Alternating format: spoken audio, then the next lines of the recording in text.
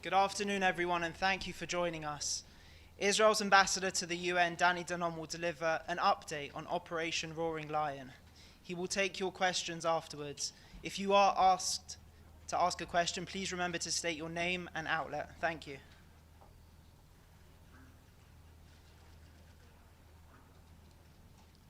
Good afternoon. Sorry for the delay. The joint US-Israel operation against the Iranian regime continues. Israel and the US are acting with strength, coordination, and determination. We thank President Trump and Prime Minister Netanyahu for their steadfast leadership and moral clarity this critical moment. Our objectives are clear: no nuclear weapon, no ballistic missile threat, destroy their navy, and crush the regime's proxy network. We are hitting decisively, surgically, without apology.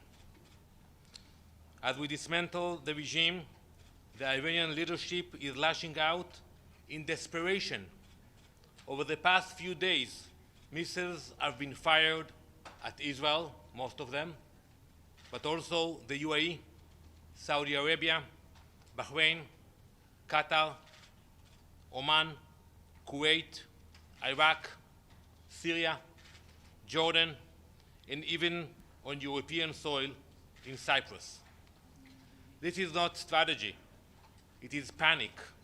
It is desperate. While we strike military facilities and the machinery of terror with precision, the Iranian regime strikes civilians, families, airports, hotels, shopping centers, people's home. In Beit Shemesh, a city near Jerusalem, 4 apartment buildings were destroyed. 9 innocent people were murdered, including these 3 young siblings, Sarah, Abigail, and Yaakov Biton. Same family, together.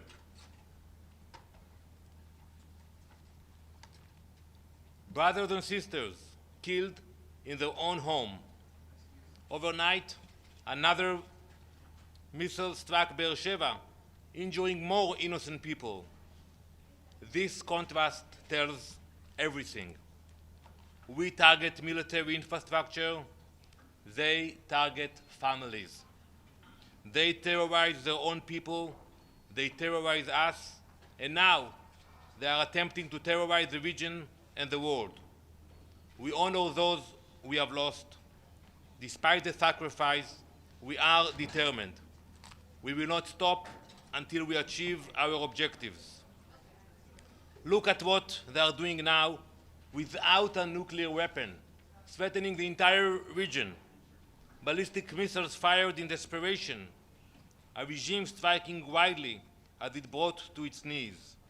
Now, imagine that same regime with a nuclear capability. That is not a risk we tolerate. That is a reality we will not allow. That is why the joint operation was necessary.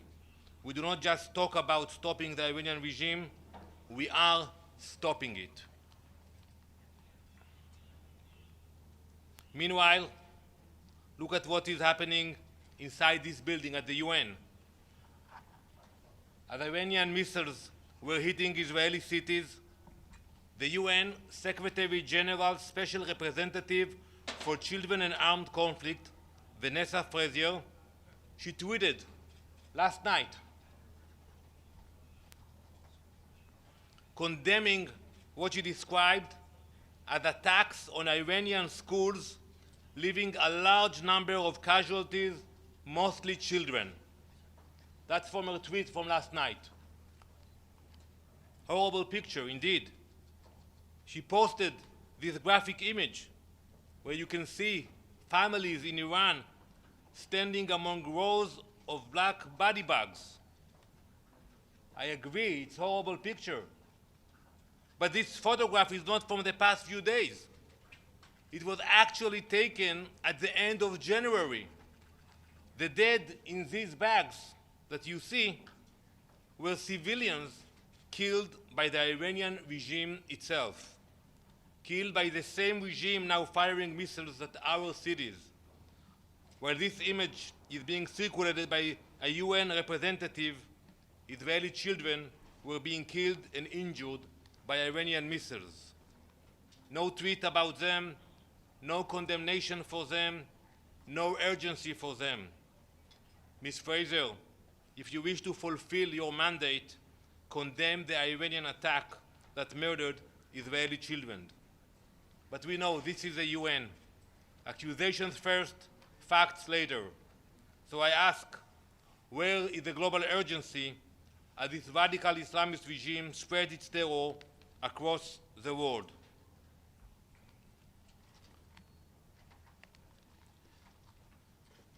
I will be clear. We will do whatever is necessary to protect our people, to protect our borders. Thank you very much. What about a comment on the Iranian schoolgirls who were killed in Danon? Well, please. Please. Thank you. It's Pamela Falk from U.S. News and World Report. We heard just this morning from the U.S. that there will be several more weeks of strikes. Are Iranian nuclear facilities within those targets? Thank you. So I said it very clearly that one of the goals of this joint operation is to make sure that they don't have nuclear capabilities to threaten the entire world. And we all know that those sites, unfortunately, after the summer, they continue to develop them and to rebuild them. So we will do whatever is necessary to make sure they don't have nuclear capability.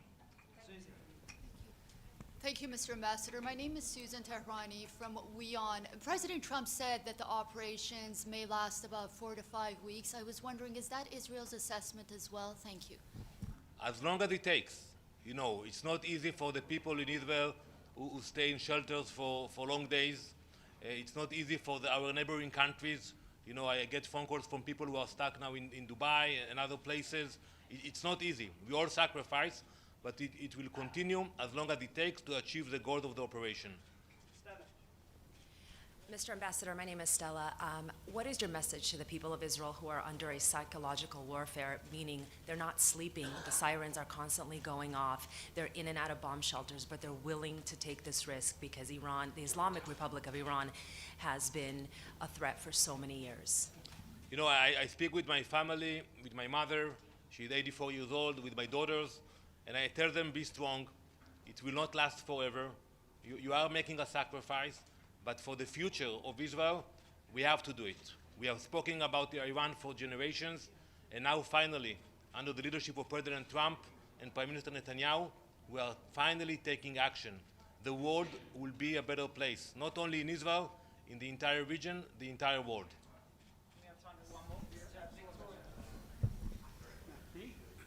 Victoria Churchill, Daily Mail. My question is, yesterday President Trump said that he was willing to talk with current Iranian leaders. Is there anybody currently leading in Iran that Israel trusts to take over ruling that country?